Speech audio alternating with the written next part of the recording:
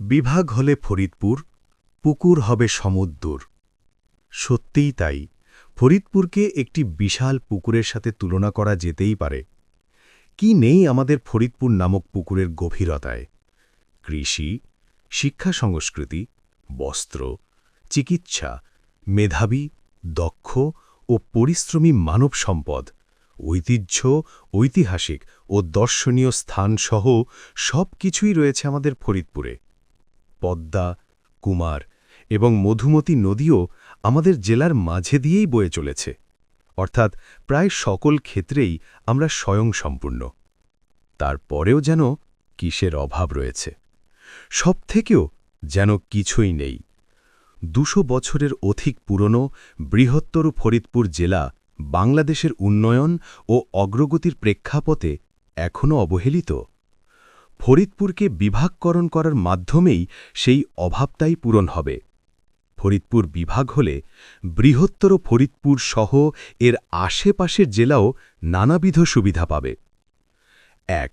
জেলা থেকে বিভাগীয় শহরে যেতে সময় ও খরচ দুটোই কমবে।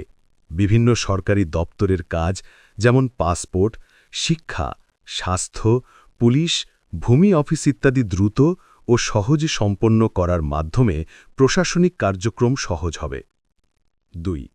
বিভাগীয় বাজেট ও প্রকল্প সরাসরি ফরিদপুরের মাধ্যমে বাস্তবায়ন করলে বিভিন্ন অবকাঠামো, সড়ক, হাসপাতাল, শিক্ষা প্রতিষ্ঠান, শিল্পাঞ্চল গড়ে উঠবে। ৩.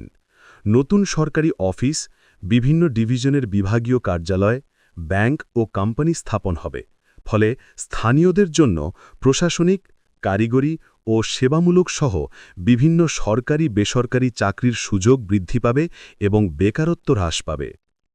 ৪. ফরিদপুর হবে দক্ষিণ পশ্চিমাঞ্চলের বাণিজ্য কেন্দ্র। ব্যবসা বাণিজ্যের ব্যাপক প্রসার ঘটবে, বিনিয়োগ বাড়বে, কর্মসংস্থান বাড়বে, ফলে স্থানীয় অর্থনীতি দারুণ শক্তিশালী হবে। ৫. পর্যটন ও সংস্কৃতির বিকাশ ঘটবে। পদ্মা নদী, মধুমতি, ঐতিহ্যবাহী মন্দির, মসজিদ, সাহিত্য, সংস্কৃতি, ঐতিহ্য ও দর্শনীয় স্থান ঘিরে পর্যটন বাড়বে।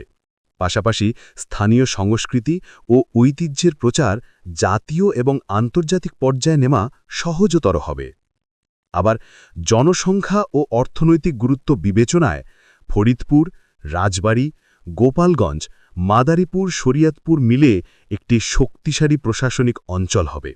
সুতরাং ক্ষেত্র সম্ভাব্য সকল উন্নয়ন, প্রশাসন, নিজস্ব বিভাগীয় কমিশনার, ডিআইজি অফিস, উচ্চ আদালতের বেঞ্চ, অর্থনীতি, শিল্পাঞ্চল ও ব্যবসা সম্প্রসারণ, উন্নত সড়ক, রেল ও নৌপথসহ বিশেষায়িত হাসপাতাল, বিশ্ববিদ্যালয় ও কারিগরি প্রশিক্ষণ কেন্দ্রসহ সবকিছুই সম্ভবপর হবে শুধুমাত্র ফরিদপুরকে বিভাগকরণ করার মাধ্যমেই।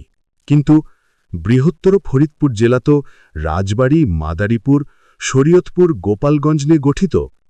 এদের মধ্যে ফরিদপুরকেই এবং ফরিদপুর নামেই বিভাগ কেন? প্রিয় ফরিদপুরবাসী, আপনারা জানেন ইতিমধ্যে সরকারিভাবে ফরিদপুর বিভাগ করার উদ্যোগ নেওয়া হয়েছে। ফরিদপুর যদি বিভাগ হয় এর সুফল ভোগ আপনারাও করবেন। কিভাবে করবেন? আপনারা জানেন দলিল পত্রের যত কাজ আছে সব আপনাদের ফরিদপুর এসে করতে হয়।